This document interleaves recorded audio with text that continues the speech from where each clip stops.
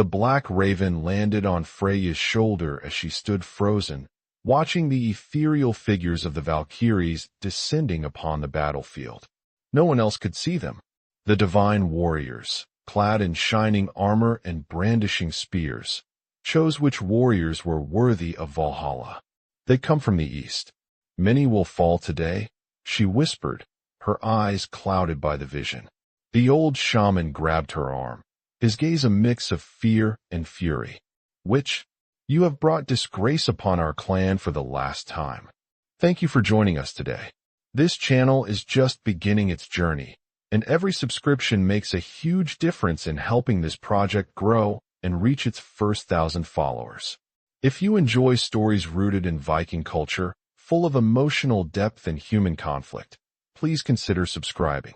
Also, we'd love to know, where are you watching from? Leave a comment and be part of our growing community. Your support means everything.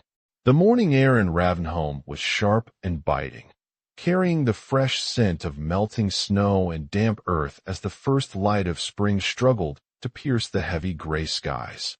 Despite the promise of thawing, the land remained stubbornly cold, the remnants of winter clinging to the valleys and the dense forests that guarded the edges of the village. Ravens cawed from twisted branches, their dark silhouettes stark against the pale dawn.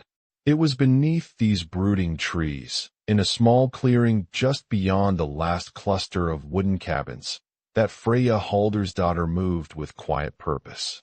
At 17, Freya was no stranger to solitude. The village of Ravnholm was a tight-knit community, bound by tradition, loyalty, and the brutal demands of survival in these northern lands. But she was different. An orphan since childhood, marked by loss and shadowed by a gift that set her apart, Freya's life was a continual balancing act between belonging and exile, between fear and the burden of knowledge no one else possessed.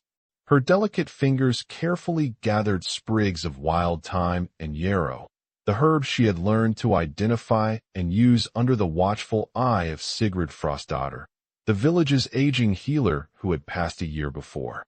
The old woman's teachings lingered in Freya's mind like a whispered prayer, guiding her hands and steadying her breath. Each leaf, each flower held a purpose, some to ease pain, others to stave off infection, and a few rare plants whispered secrets of protection and clarity that were more elusive than any blade. The scent of damp moss and crushed leaves filled the air as she moved from patch to patch, her cloak brushing against the forest floor, damp with melting frost. Her breath formed faint clouds, mingling with the chill that crept beneath her skin. Her dark hair, always bound in a loose braid that swung behind her, carried the faint earthy aroma of herbs and pine. The small silver pendant shaped like a Valkyrie, the only tangible connection she had left to her mother, swung against her chest, cold and heavy. Despite the physical cold, a fire burned quietly within her, a restless energy fueled by visions that had haunted her since she was a child. They came unbidden, fragments of the future flickering behind her closed eyelids or shimmering in the corners of her sight. She had come to understand that these were not mere dreams. They were warnings, messages from the gods, or perhaps from a deeper part of the world that few others could perceive. But the people of Ravnholm did not see them as gifts. To them, Freya was a threat, an omen of ill fate. Her parents had died when she was only 7, caught in a raid that had left the village bloodied and terrified.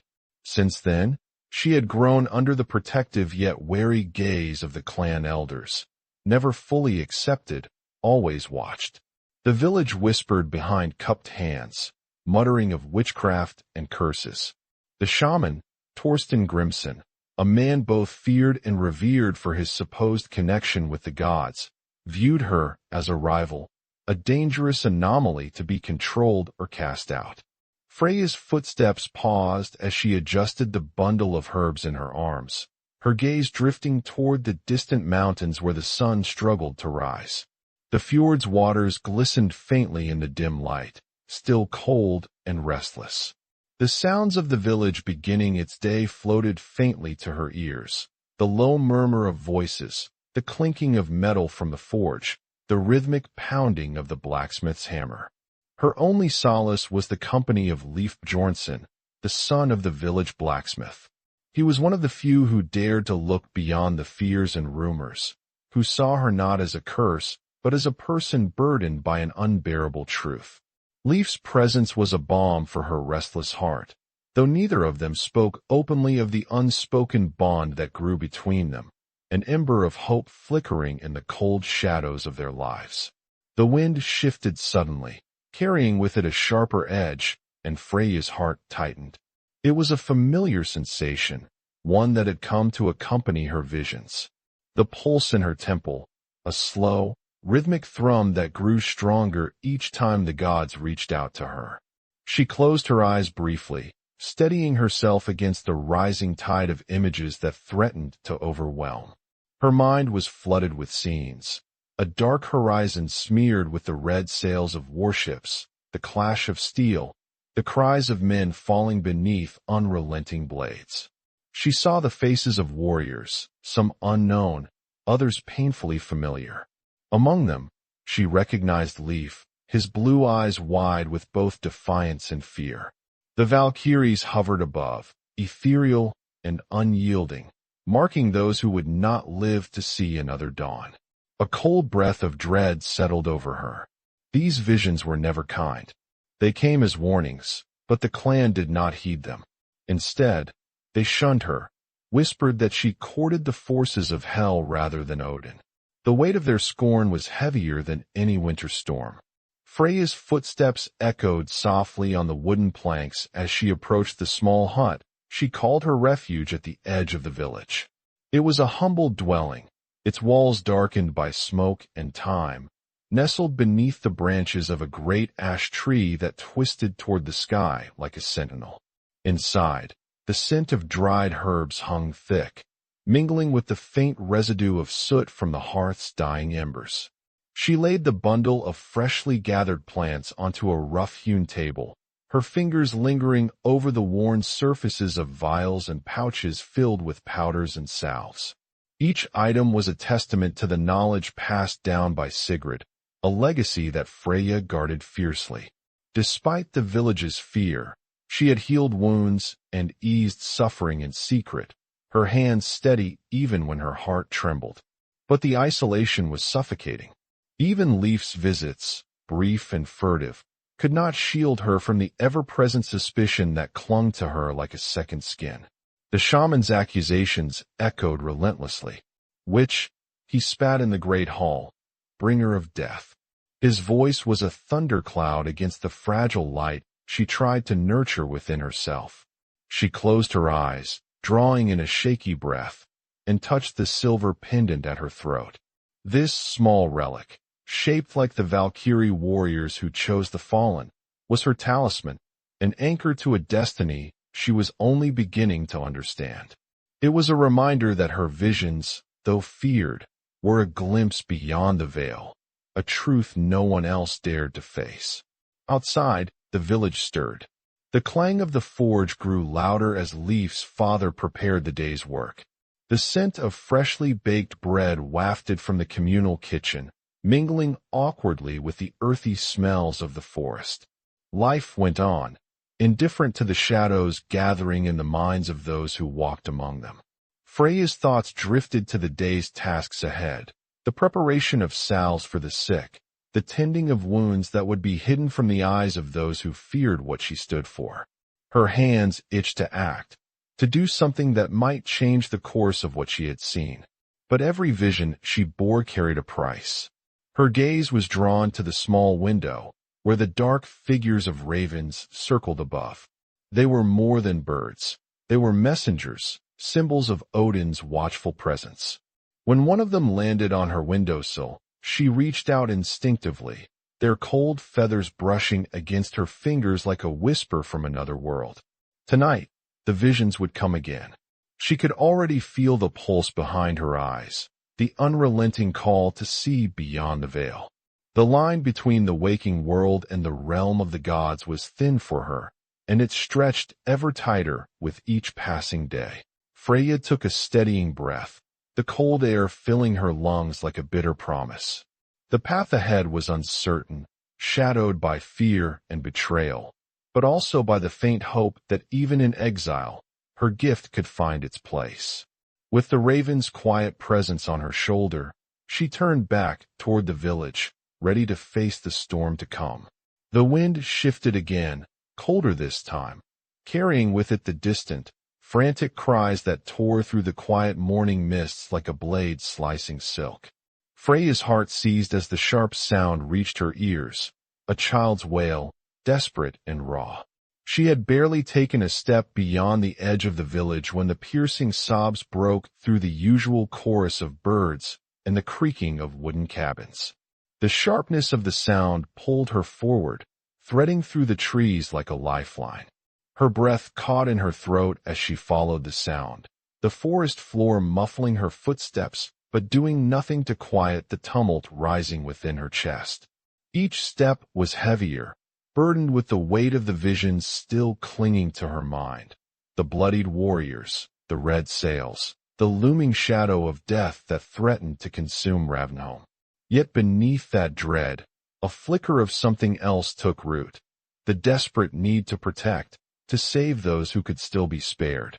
Between the gnarled trunks of ancient pines, she found the source, a young girl no older than 7, tangled in a mess of thorny underbrush and brambles, her small hands clawing at the sharp branches that scraped her skin. Her face was streaked with tears and dirt, her wide eyes wild with fear, darting toward the shadows as if something unseen pursued her. The girl's breath came in ragged gasps, chest heaving, lips trembling as the sobs threatened to choke her. Freya knelt slowly, careful to show neither surprise nor alarm. The moment was fragile, too quick a move, too loud a sound, and the child might bolt deeper into the wild, lost and alone. The woman's voice, soft and steady, reached out like a thread of warmth in the bitter air. "Child, you are not alone now," she said, her words a gentle promise carved from the depths of her own loneliness. "Tell me what haunts you." The girl's eyes flickered, suspicion wrestling with the faintest spark of relief. Her voice was barely a whisper, trembling with a mixture of terror and hope. "They took him, the men with the black shields. My brother, I think. They dragged him into the woods." Freya's heart contracted painfully at the admission. A brother taken by raiders. Another piece in the dark puzzle her visions had begun to reveal. The girl's small fingers wrapped tightly around a frayed leather cord at her neck, a talisman perhaps, or a scrap of comfort against the unknown. The forest around them seemed to hold its breath, the usual sounds dimming into an expectant hush. Freya's mind reeled, caught between the burden of foresight and the raw immediacy of the child's plight. To act was to risk more than just her fragile standing within the clan. It was to invite the wrath of men who already whispered of witchcraft and curses. Yet to turn away was to betray the very thread of humanity she clung to. Her eyes met the girl's, searching for the flicker of courage hidden beneath the fear. "I will find him," Freya said, her voice steady despite the storm raging beneath her skin. "But you must be brave. Stay close to me." The child nodded, a fragile glimmer of trust weaving through her tears. Freya rose, the weight of responsibility settling like a shroud. The woods loomed ahead, dense and shadowed, each step forward a step into uncertainty. As they moved deeper into the forest, Freya's senses sharpened. The faint scent of smoke lingered on the breeze, distant but unmistakable, the mark of a fire lit too close to the sacred groves. Her eyes scanned the twisted undergrowth and fallen branches, seeking any sign of struggle or passage. The girl's small hand gripped hers tightly, a lifeline against the growing darkness both around and within. Memories flickered unbidden, Sigrid's gentle hands tracing the veins of healing herbs, the quiet strength beneath her frailty, the tales of ancient rites and secret paths hidden beneath the roots of the ash tree. Freya drew upon these threads, weaving them into her resolve as they pressed onward. After what felt like hours but was only decades in her mind, a cruel sound shattered the fragile silence. Shouts, harsh and guttural, echoing through the trees. The voices carried menace and command, the unmistakable tone of captors who believed themselves unchallenged. Freya's breath hitched. The child trembled beside her, but she stood firm, muscles coiled like a spring ready to snap. She could feel the presence of the unseen. Odin's ravens circling overhead, their dark wings blotting the pale sky, watching. The shaman's words echoed, venomous and accusing. But here, in the wilderness beyond the village's walls, the witch was no longer hunted. She was a protector, a bearer of secrets and salvation.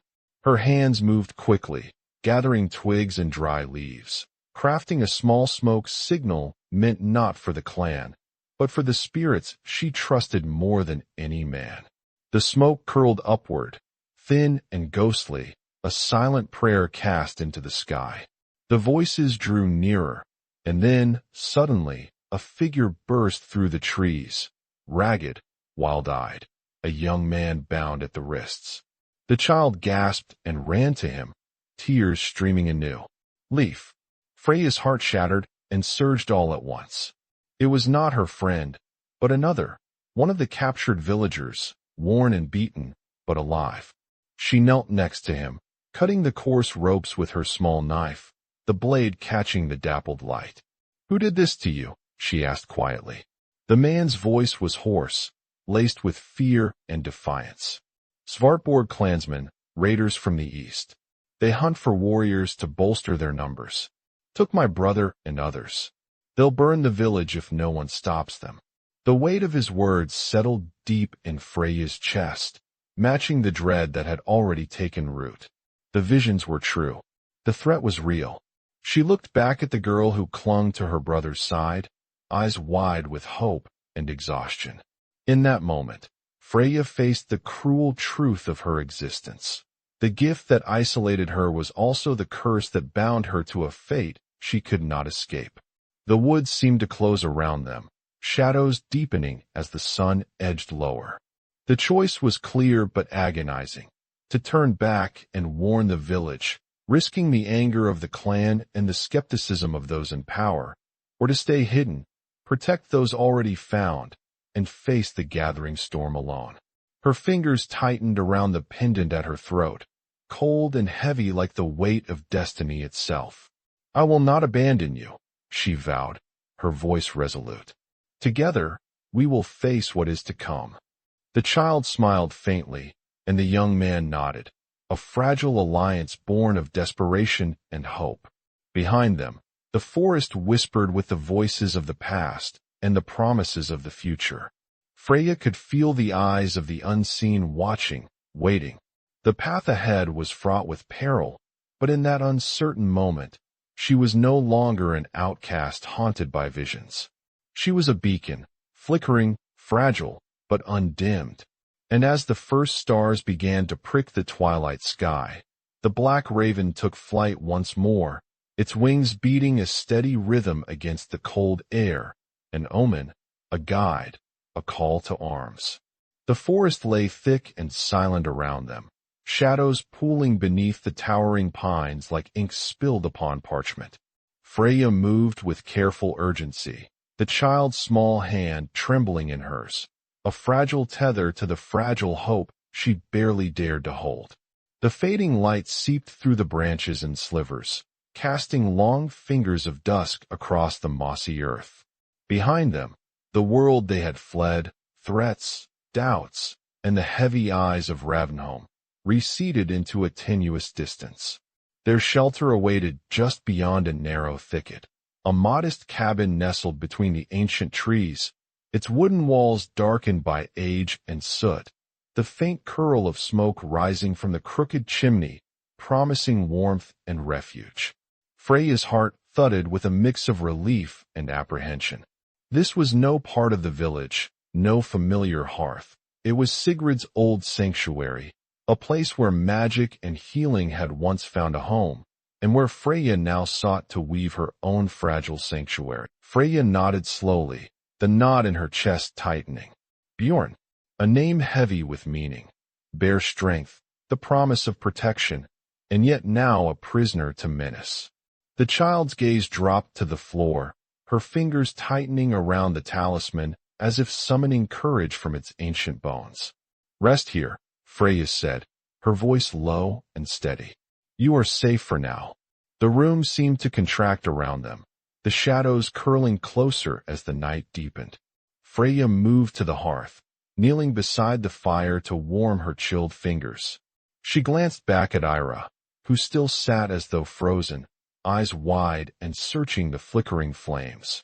Without a word, Freya reached for a small wooden bowl, filling it with warm broth she had prepared earlier, the scent rich with the bitter tang of juniper and sweet honey. She offered it to the girl, who hesitated but then took the bowl with both hands, sipping slowly as the warmth spread through her thin frame. Freya watched quietly, the silence between them heavy but not empty. It was in these quiet moments, far from the chaos of the village and the harsh judgments of the clan, that the fragile threads of trust began to weave themselves. Ira's breath came slower now, less ragged, and her eyes flickered with the first glimmer of something beyond fear, perhaps hope, or the faint spark of belief that not all the world would turn away. The young girl's gaze drifted toward the small, carved dagger that lay on the table, its hilt wrapped in worn leather and etched with faint runes. Freya noticed the subtle scar running across the girl's knuckles and the way her fingers lingered near the weapon, a silent testament to a strength tempered by hardship. Do you know how to use it? Freya asked gently. Ira's eyes met hers, sharp despite the exhaustion. My father taught me. When the raiders came, I tried to fight. The words hung between them, raw and unspoken in their weight. Freya's heart ached for the child's shattered innocence, the heavy price exacted in stolen moments of safety and peace. Tomorrow, Freya said softly, we will find your brother. But for now, you must rest. Ira nodded, her small shoulders relaxing just a fraction.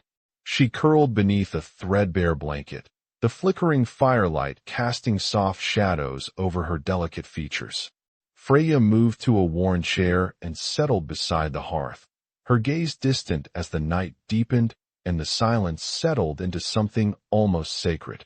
Her thoughts drifted to Leaf, to the battle looming on the horizon, and the fragile hope that somehow, amidst the fear and fury, there might be a chance for salvation.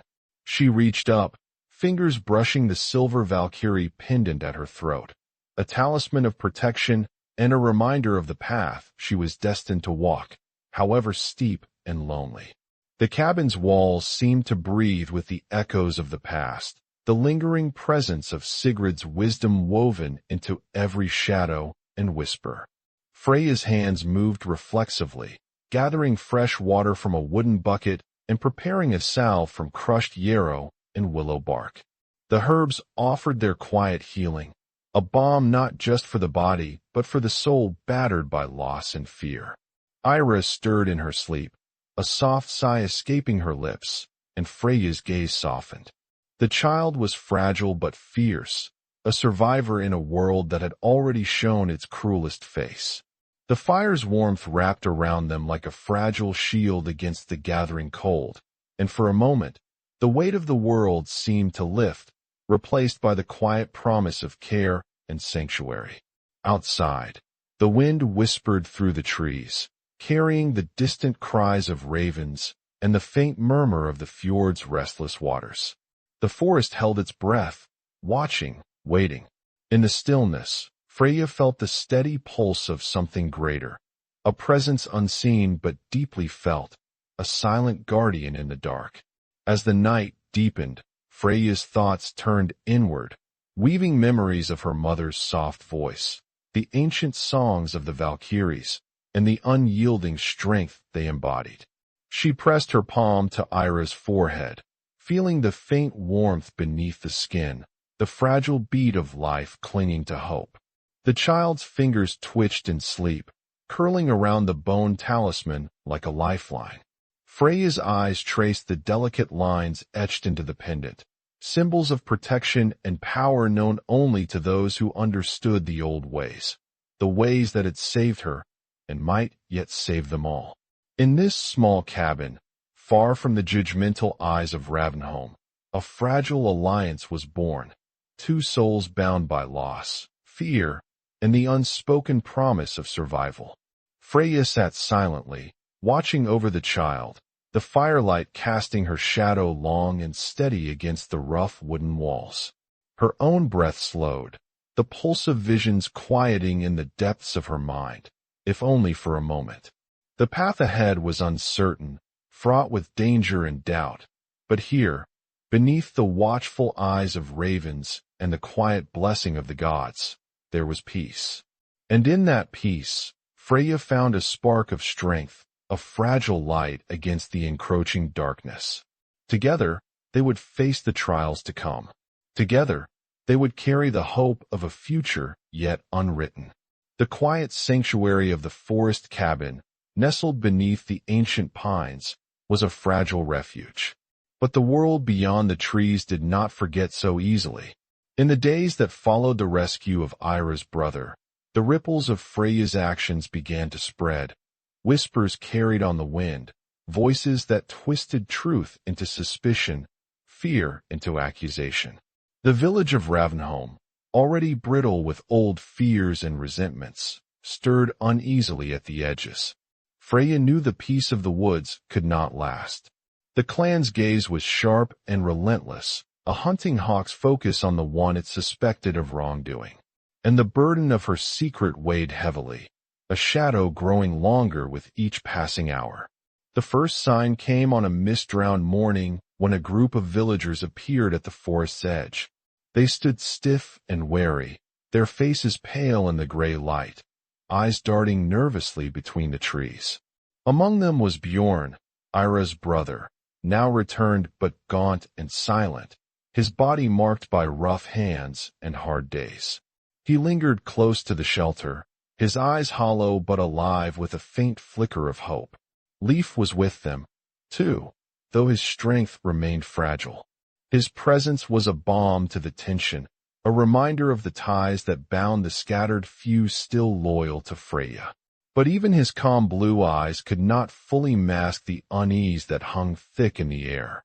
"Freya," Leif called gently, his voice low but steady as he stepped cautiously into the clearing.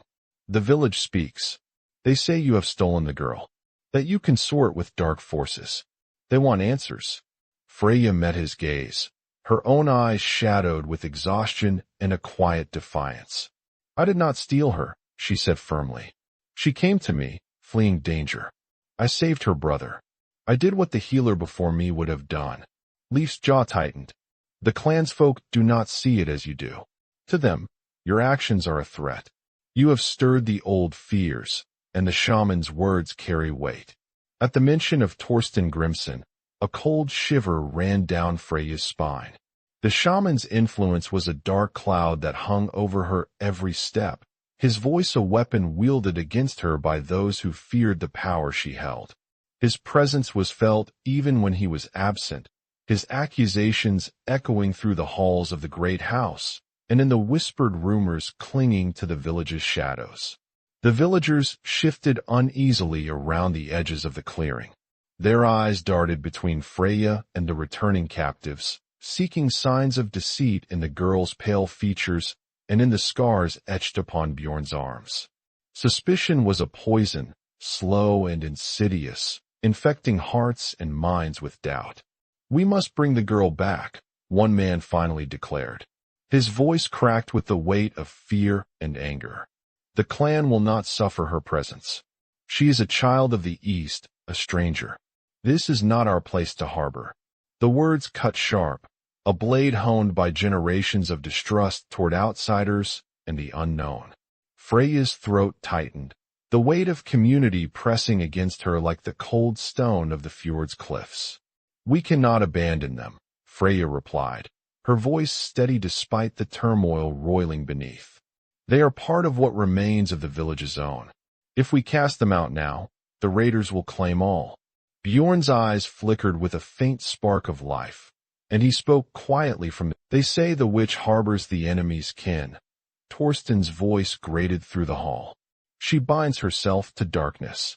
Her magic is a contagion. We risk the god's wrath by sheltering her. The Jarl's eyes flickered with conflict. He was a man tempered by battle and the weight of leadership, burdened by the responsibility to protect his people and maintain order. Yet even he was not immune to the fear that clung like frost to the bones of Ravnholm. Have you proof, Torsten? Gunnar demanded, his voice a low rumble. The shaman's gaze was cold and unyielding. Proof is not always necessary when the signs are clear. The ravens that follow her are not messengers of Odin, but omens of hell. The visions she bears are curses, not gifts. A tense silence fell. The council murmured in agreement, the seeds of doubt taking root deeper. Freya's name was spoken in hushed tones, her fate debated in the shadows she once sought to illuminate. As night settled, Freya returned to her cabin beneath the ancient ash, the weight of the day pressing upon her like a stone. She sat alone, the flickering candle casting long, trembling shadows that danced upon the walls. The silver Valkyrie pendant at her throat felt heavier than ever, a talisman of protection, yes, but also a reminder of the path she walked alone. Outside, the cold wind whispered through the branches, carrying the distant cries of ravens circling overhead. The message was clear, her time of safety was ending. The next morning brought urgency. Word had spread beyond Ravnholm, reaching neighboring clans and traveling hunters. A small band of strangers arrived at the village's edge, grizzled men with hard eyes and sharper blades, their presence a silent threat. They came with questions, with demands, their allegiance uncertain, but their intent clear. Freya watched from the forest shadow as the newcomers confronted the village council. Their leader, a tall man with a scar running from temple to jaw, spoke bluntly. "We have heard tales of a witch who hides those who flee from Svartborg," he said, his voice a blade cutting through the room. "If she harbors enemies, she bears the stain of treason. We come to judge." The council's tension exploded into heated debate. Some called for immediate justice, others for cautious investigation. The presence of outsiders only deepened the rifts, the fragile threads of trust unraveling rapidly. Leif stood beside Freya, his hand clasped tightly around hers, a silent promise of solidarity amidst the storm. Yet even his strength was not enough to stem the tide of fear that threatened to consume them all. That night, as the village slept uneasily, Freya sat by the fire's dying embers, her mind a tempest of doubt and resolve. The faces of those she sought to protect haunted her, the child Ira, her brother Bjorn, the men and women who whispered her name with suspicion and fear. She knew the choice before her was stark, to stand and face the gathering storm, risking all she had fought to preserve, or to retreat into the unknown, away from the only home she had ever known. Her fingers brushed the worn leather of the small knife at her side, the relic of her mother's legacy, and the silver Valkyrie pendant glinted faintly in the firelight, a beacon through the darkness. The world was closing in. The voices of the past and present converged in a chorus of judgment. And yet, beneath it all, the quiet call of the ravens remained, a whisper of fate, a promise that even in exile, a path awaited.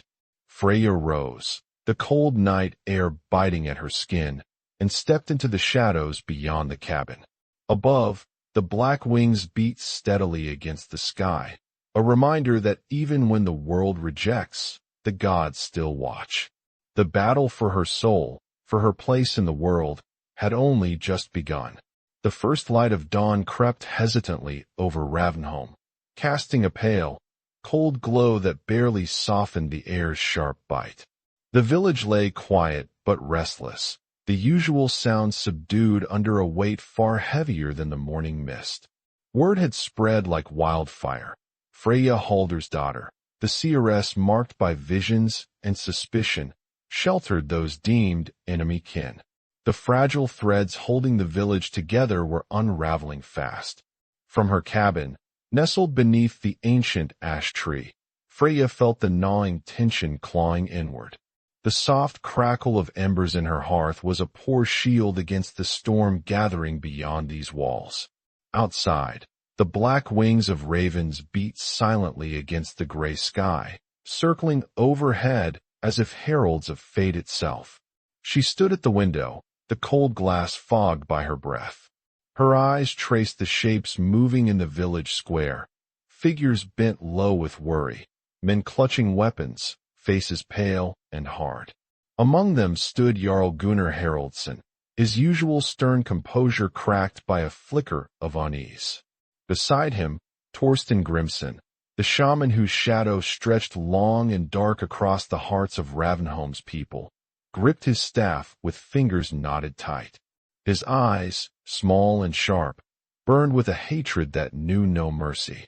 Freya's fingers tightened around the silver Valkyrie pendant resting against her chest. It was cold and heavy, a talisman forged from memory and blood, a reminder of a destiny she had neither sought nor embraced but could never deny. The weight of exile, of broken trust, pressed upon her chest like a stone, but beneath it, a flicker of fierce determination burned. She would not cower while her people suffered the consequences of fear and ignorance. Not when lives hung in the balance. Not when the gods themselves seemed to whisper through the wings of ravens. The pounding at her door shattered the fragile silence. Without hesitation, she opened it to find Leif standing there, his face drawn but resolute. His blue eyes held a storm of emotions: hope, fear, defiance. "They have come," he said softly. "The council will act today. They bring men from neighboring clans. They mean to seize you, to silence your voice for good." Freya nodded, swallowing the lump in her throat. "Then today, I face what must be faced." He hesitated, then stepped inside, closing the door against the cold. "You are not alone," he promised, voice steady despite the trembling beneath. "I stand with you, Freya, whatever comes." Her heart ached at the unspoken weight behind his words, the knowledge that standing with her could mean ruin, even death. Yet, in this moment, it was a fragile thread of connection, a lifeline in a sea of despair. The village square soon filled with murmurs that rippled like the restless waves of the fjord. Clan members gathered, eyes sharp and voices low, the air thick with suspicion and dread. At the center, the Jarl and the shaman prepared to judge her, their presence a stark reminder of the power she had tried and failed to earn. Freya was brought forth, her cloak wrapped tightly around her slight frame, her dark hair loose, falling like a shadow over her shoulders. The silver Valkyrie pendant gleamed faintly beneath the folds, catching the dim light like a flicker of defiance. Torsten's voice cut through the murmurs, sharp and venomous. "This which brings ruin upon us. Her visions are poison, her magic a blight. She consorts with dark forces, endangering the souls of all who dwell here." His eyes bore into hers, a challenge and a curse entwined. "She shelters those who would see our homes burned and our kin slaughtered. She is a traitor." Gasps and whispers spread like wildfire. Some faces turned away, unable to meet Freya's gaze. Others burned with accusation. Yet among the crowd, a few stood silent, their loyalty torn between fear and the truth they had seen. Jarl Gunnar's voice was low but firm, cutting through the tension. "Freya Haldorsdóttir, you stand accused. Your fate will be decided this day. But first, speak. Tell us why you defy your own blood." Her throat was dry, but her voice emerged clear and steady. "I have seen the shadows before they fall," she said, eyes sweeping the gathering crowd. "I have warned you, but you would not listen. I saved lives when the raiders came, lives you would have lost if you had trusted me. I shelter those who fled from death because it is right, because they are our people, not enemies." Torsten scoffed. "Your words are clever, but hollow. The gods do not guide witches. Only fools believe that." Leif stepped forward, his voice strong and unwavering. I have known Freya since childhood. I have seen no evil in her heart. The Jarl's eyes flickered toward Freya. You have saved lives, but the fear in the hearts of our people cannot be ignored. You will be exiled beyond the borders of Ravnholm. There you may walk your path alone. A raw silence fell. Freya's breath caught, the words striking like a blade. Yet beneath the pain, a strange relief stirred. The release from a place that never accepted her, the chance to forge a new destiny. Leaf stepped beside her, his hand finding hers. I will not leave you, he vowed. Together, we face whatever comes. She shook her head gently, tears glistening in her gray-blue eyes. Your place is here. You belong to this land. I must walk where the gods lead. The crowd watched, the weight of the moment settling over them like the coming winter. Freya turned away, her steps steady despite the ache in her heart. As she passed through the village gates, the ravens soared overhead, their black wings cutting through the pale sky, a silent benediction and a promise. In the distance, the fjord whispered of unknown seas, of lands uncharted and futures unwritten. Freya's exile was not an end but a beginning, an uncertain path where fear gave way to hope, and where the sight of one girl might yet change the fate of many. Behind her, the village of Ravnholm faded into the gray horizon, a place of loss and longing. Ahead, the road stretched into shadow and light, and the ravens watched, ever watchful, as she stepped into the unknown. The cold morning air hung heavy with the weight of unspoken tension as Freya moved quietly through the outskirts of Ravnholm. The village itself was a grim silhouette against the pale dawn, smoke curling from chimneys like frail whispers reaching for the gray sky.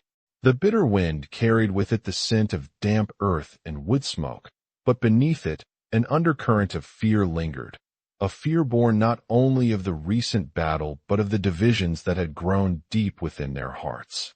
Freya's steps were steady, though her body ached with exhaustion. The wounds of the past days were many, not just the bruises on her skin or the aching in her muscles, but the invisible scars etched into her spirit. The rejection by her own people, the cruel accusations, the whispered threats, these had hollowed her in ways that even her visions could not mend. Yet beneath the weariness, a quiet flame of resilience burned. As she approached the small gathering near the forge, the familiar figure of Leaf came into view. His face was pale but resolute, the traces of the recent wounds faded yet still visible. His eyes sought hers immediately, a silent communication passing between them, solidarity in the face of uncertainty. Around them, a handful of villagers lingered, their expressions guarded but less hostile than before. The day's events had shifted something fragile within Ravnholm. The brutal attack had left raw wounds, but it had also awakened a grim understanding. Freya's visions, once scorned as curses, had saved lives. Her hands, though trembling at times, had brought healing where despair had threatened to take hold. The truths she had spoken, the warnings she bore, these could no longer be dismissed as mere superstition or witchcraft.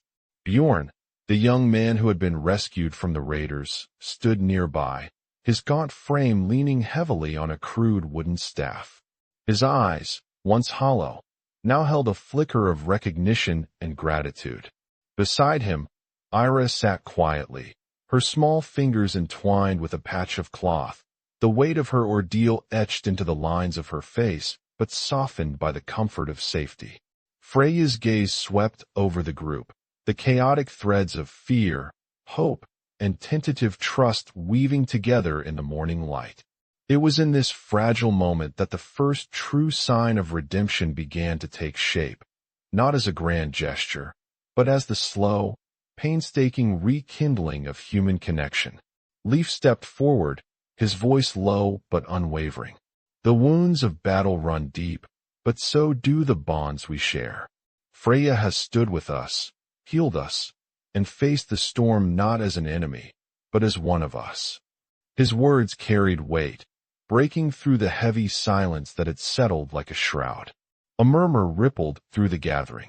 Some faces softened, lines of suspicion easing as the raw honesty of his declaration took hold. The ferocity of their earlier judgment gave way to a reluctant acknowledgement. In the hard lands of the North, where survival demanded both strength and trust, such shifts were rare and precious. Bjorn stepped forward, his voice rough but sincere. I was lost, and she found me. If she had not reached into the shadows, I would not be here. His words were simple, but carried the undeniable truth of lived experience.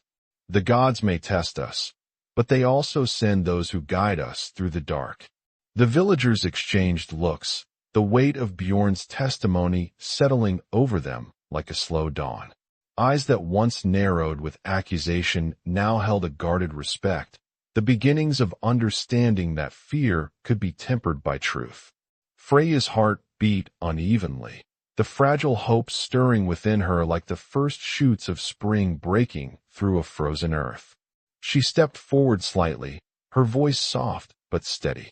I have carried the burden of visions that few wish to see, but I have never sought to harm, only to protect. The path I walk is lonely, but it is the one the gods have laid before me. Her words hung in the cold air, a quiet confession and a plea. The silver Valkyrie pendant at her throat caught the light, glinting like a beacon amidst the shadows. At that moment, the heavy figure of Jarl Gunnar Haraldsson emerged from the shadows of the forge. His eyes, sharp and weathered from years of battle and rule, rested on Freya with a complex mixture of regret and respect. The scars etched across his face told stories of harsh winters and harder decisions, and now they framed the weight of his role as leader in a time of fractured loyalty. Freya Haldorsdóttir. His voice was low but carried the authority that had kept the clan united through countless storms. You have walked a path few would dare. Your visions have brought both fear and salvation. We have judged you harshly, perhaps out of fear and old wounds that run deep. He paused, the silence stretching taut before he continued. The people of Ravenholm are bound by honor and survival. They did not understand the burden you carry. But today, we see that you are not the enemy. We owe you gratitude for the lives you saved. The words were met with a chorus of murmurs, and slowly, some voices joined the Jarl's. The air shifted, the cold bite of suspicion melting just enough to reveal something harder to grasp: acceptance.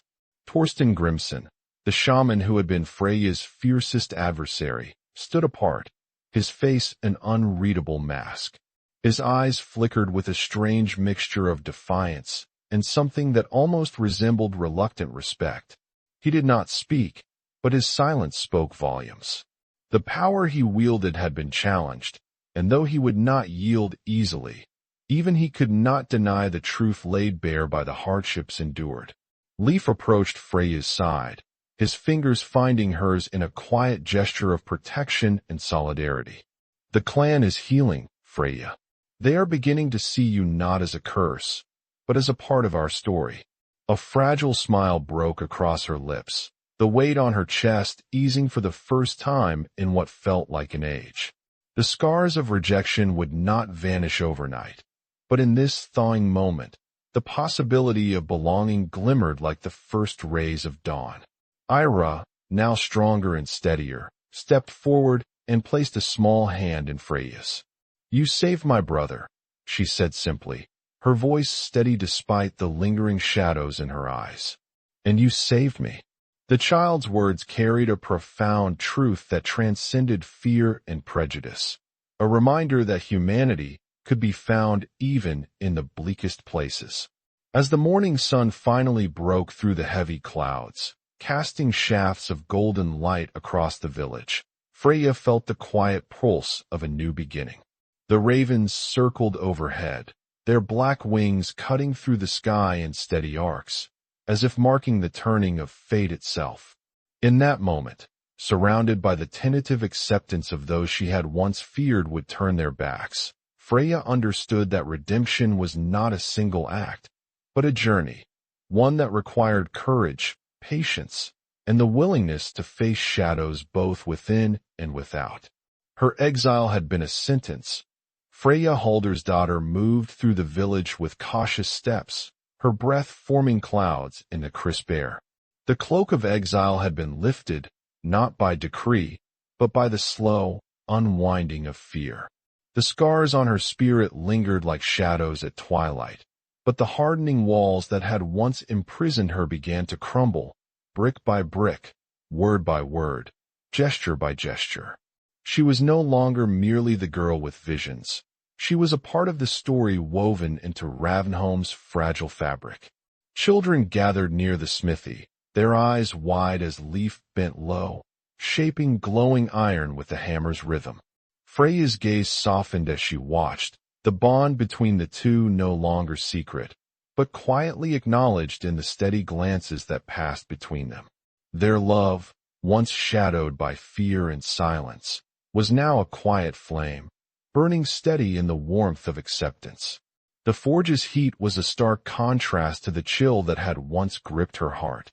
Around her, daily life resumed its relentless cadence.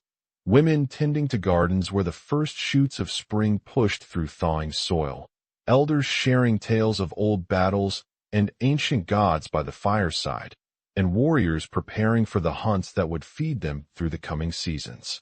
The village, battered but unbroken, breathed again.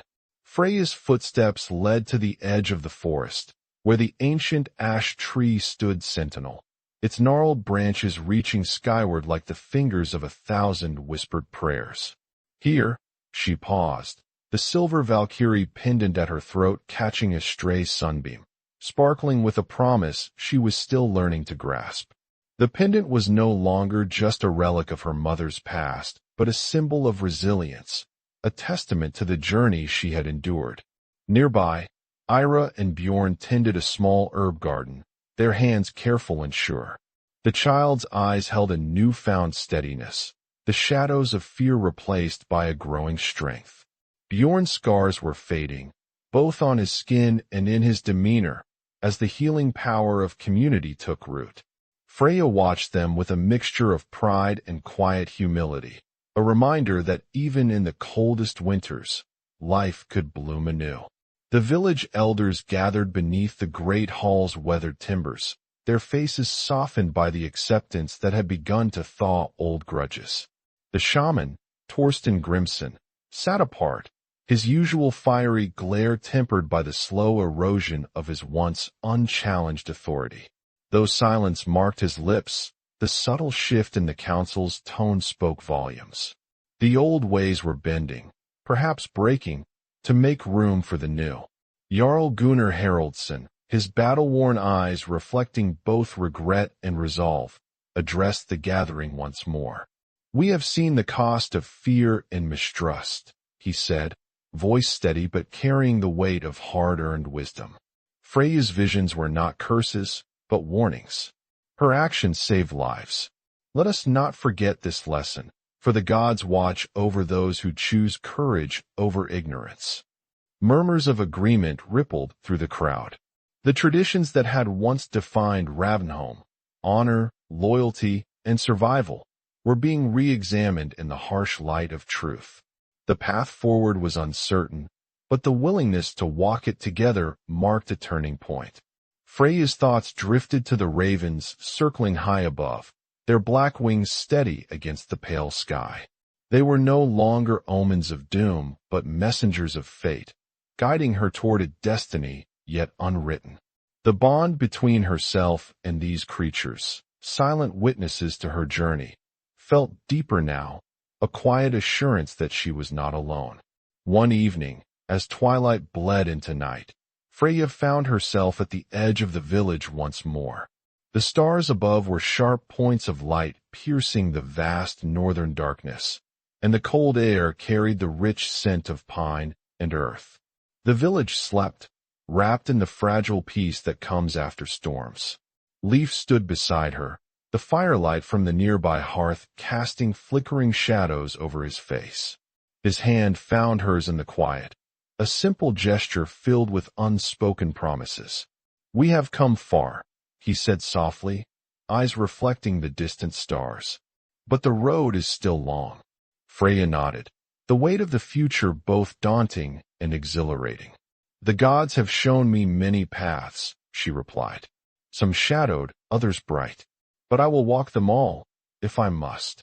The silence between them held a sacredness, a moment suspended in time, a pause before the next chapter. Their breaths mingled in the cold air, steady and warm against the night. As the village slumbered beneath the watchful gaze of Odin's ravens, Freya allowed herself a rare moment of peace. The exile she had once feared had become a crucible, forging her into something new, a keeper of truths, a bearer of light in the encroaching darkness.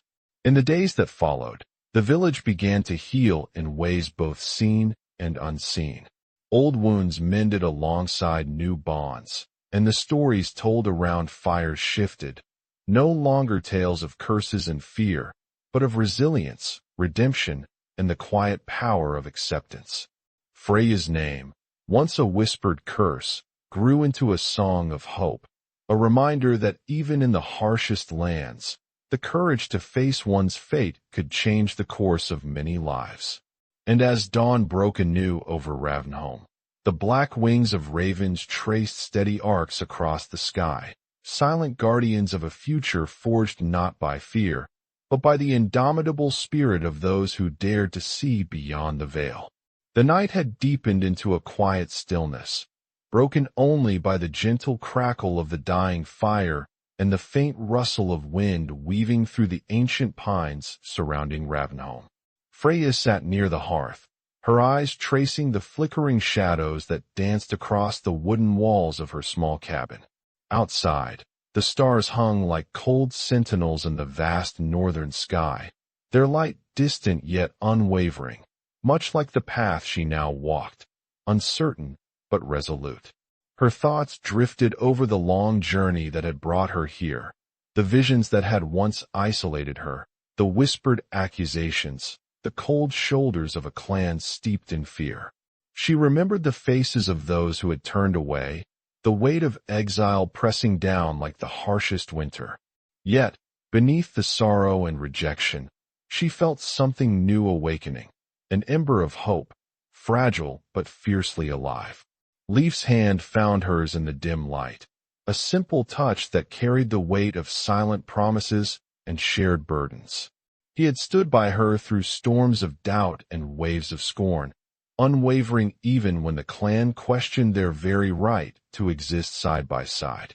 Their bond had become a quiet sanctuary beyond the judgment of others, a tether to the possibility of belonging. She turned to him, her eyes reflecting the soft glow of the fire. "The gods do not always reveal their will clearly," she whispered. "Sometimes, the path is hidden beneath shadow and silence. But I feel them watching, guiding." Leif's gaze held her steady, unwavering. "You are not alone, Freya. The ravens watch over you, and so do I." The black birds had been her constant companions, silent witnesses to every breath of fear, every flicker of defiance. To others, they were ominous harbingers. To Freya, they were a reminder that even in solitude, the divine was near. Outside, the wind stirred once more, carrying with it the distant echo of a raven's call, a sharp, haunting cry that seemed to cut through the night like a blade of fate. Freya drew a slow, steady breath, feeling the weight of that sound settle deep within her bones. She thought of the village she had left behind, the cold mistrust that had turned kin against kin. Yet, she also remembered the small acts of kindness, the moments when eyes softened and hands reached out in tentative trust. The healing of Ravnholm was not yet complete, but the first stones had been laid. In the crucible of fear and battle, fractures could mend. Her mind wandered to Ira and Bjorn, the child and her brother whose lives had intertwined with hers in unexpected ways. Their survival was a testament to the strength found in unlikely alliances, the quiet power of compassion amidst chaos. The forest cabin, once a place of refuge and whispered fears, had become a symbol of possibility. Freya's fingers brushed the silver Valkyrie pendant resting against her chest, a relic of her mother, a symbol of warrior spirit. A raven's cry echoed once more, cutting through the chill night air, a solemn song that spoke of journeys yet to come. Freya rose, wrapping her cloak tighter around her shoulders. The weight of exile had shaped her, but it would not define her. As she stepped outside, the cold air bit at her skin, sharp and invigorating. Above, the black wings circled steadily, tracing arcs over the sleeping village, a silent promise that even when cast out, one could find belonging in the eyes of the gods. The fire within her burned steady now, a light against the gathering darkness. And beneath that vast northern sky, Freya Haldorsdóttir took the first steps into the unknown. In the silence that followed, one truth remained clear. Fear may close doors, suspicion may build walls, but the courage to face the shadows with an open heart, this is the true strength of a Viking spirit. For in the end, it is not the sword nor the shield that shapes destiny, but the unwavering will to see beyond the darkness and walk toward the light. If you have journeyed with Freya through the storms of exile and the trials of the heart, subscribe to walk further along the paths where history and humanity intertwine. Join us in the next chapter, where the echoes of the past call forth new stories of courage, sacrifice, and the enduring power of vision. Because in the quiet between the fire and the frost, the greatest battles are fought, and won, not with steel, but with the strength of the soul. If you enjoyed this video, don't forget to subscribe. We're just getting started and we really need your support. And may the gods grant you a legendary life.